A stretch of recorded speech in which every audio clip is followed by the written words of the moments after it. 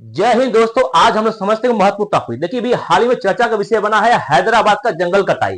तो वहां पर हैदराबाद या तेलंगाना की राज्य सरकार को जिम्मेदार ठहराया गया है। लेकिन ऐसा मुद्दा केवल तेलंगाना सरकार में नहीं है, केंद्र सरकार के द्वारा जो है हसदेव जंगल जो है आपको जो छत्तीसगढ़ में यहां भी केंद्र सरकार की अनुमति से काटा जा रहा है। तो हमको केवल एक तरफा नहीं देखना चाहिए कि तेलंगाना में हो रहा है, ऐसे जो है हर स्टेट में हो रहा है। केंद्र सरकार या बीजेपी सरकार की जहां पर वहां भी काम हो रही है। तो कांग्रेस और बीजेपी दोनों जो है देश को खतरनाक कर रहे हैं, केवल सामने जो है एक दूसरे को लड़ रहे हैं। जैसे हसदेव जंगल है तो हसदेव जंगल जो है एक केंद्र सरकार की अनुमति से और ये हैदराबाद से कई गुना बड़ा है, जो कि इस पर बड़े बड़े यूट्यूब पर ध्यान नहीं दे रहे हैं या फिर इस पर मामले को उठा नहीं रहे। देखिए हसदेव जंगल जो है फॉरेस्ट जो है छत्तीसगढ़ में है और यहां पर बात करेंगे इसकी जो एरिया है तो छत्तीसगढ़ के हसदेव जंगल में काटने के लिए लंबा आंदोलन चला, लेकिन इस पर परिणाम कुछ भी नहीं हुआ क्योंकि केंद्र सरकार अपनी अनुमति देगी। और ये 1,70,000 हेक्टेयर में फैला हुआ है और ये फैले हुए जंगल में इसके नीचे कोयला पाया और कोयले को खदान के लिए यहाँ पर यूज किया गया है। और इसके लिए जो है केंद्र सरकार, इसके लिए क्या केंद्र सरकार माइनिंग की अनुमति दी, यानी जो कोयला उसको निकालने की अनुमति दी। और इसके बाद जो यहाँ पर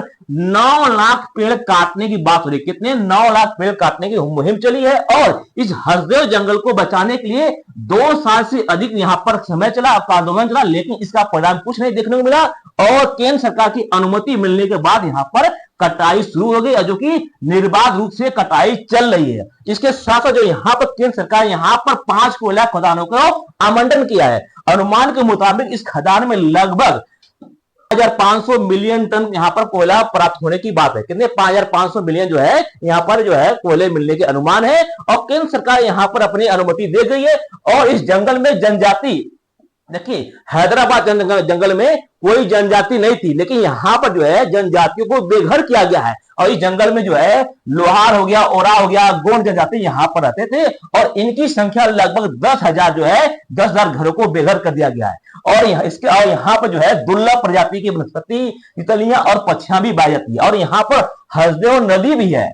तो ऐसा नहीं कि हैदराबाद से बड़ा जो ये जंगल है और यहाँ पर इसका भी महत्वपूर्ण है। और यहाँ लेकिन यहाँ पर क्या है, इसके नीचे कोयला पा गया तो अपने सगे साथियों को देने के लिए मोदी सरकार ने काम किया है। और इस जंगल को किसको दिया गया है, अडानी ग्रुप को दिया गया, यानी यहाँ पर जो काम निकाला है अडानी जी निकाल रहे हैं। और इस जंगल में जो है तितलियां जो है और 167 प्रकार की वनस्पतियां पाई जाती है और 18 प्रकार के खतरे वनस्पति जो है यहाँ पर पाई जाती है, लेकिन इस पर कोई कार्रवाई नहीं हो रही। और इस हसदेव जंगल को माना जाता है कि भारत का बीचों बीच का जो है ये है लंग है, यानी फेफड़ा है। क्या है, जंगल को मध्य भारत का फेफड़ा भी कहा जाता है। जिस प्रकार से तेलंगाना को फेफड़ा कहा जाता है तो मध्य भारत का फेफड़ा कहा जाता है हसदेव जंगल, जिसको जो है कोयले खदानों के लिए अपने सगे संबंधी अडानी को मोदी सरकार ने दे दिए। तो ऐसा नहीं है कि केंद्र ने, तो देखिए केंद्र हो चाहे राज्य हो चाहे बीजेपी हो कांग्रेस है, ये सभी जो अपने फायदे के काम करती है, केवल जनता को यहाँ पर लड़ते हैं। और जनता बेवकूफ होता है कि एक दूसरे को आरोप लगाता है, क्योंकि ये सरकारें कोई भी हो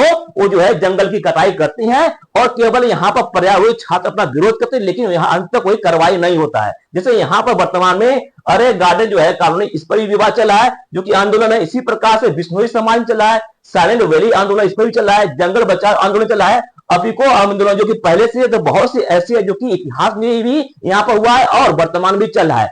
तो ऐसा नहीं कि हसदेव बंदर, तो बहुत से ऐसे जंगल है जहां पर कटाई चली है और केंद्र सरकार या स्टेट गवर्नमेंट यहाँ पर निरंकुश है। और तो यहाँ की जनता को जागरूक होना चाहिए। इसके साथ साथ सुप्रीम कोर्ट भी अपने फैसले में कड़ा कार्रवाई करे, चाहे केंद्र हो या राज्य हो, उनको पनिशमेंट दे। बिना पनिशमेंट से कोई कार्रवाई नहीं हो, जिसे कहा जाता है भयभीत प्रीत नहीं होता है। तो यहाँ पर बिना भय के राज्य सरकार केंद्र सरकार कुछ नहीं होगा। तो सुप्रीम कोर्ट को भी इसे हस्तक्षेप करना चाहिए कि जंगल को रोके और जंगल को काटने से बचाए। आई होप कि आपको अच्छी समझ आ गया कि केंद्र में चाहे राज्य कोई भी हो वो जंगल या जनता की बातें नहीं सुनती है। मिलते हैं नेक्स्ट वीडियो में। जय हिंद।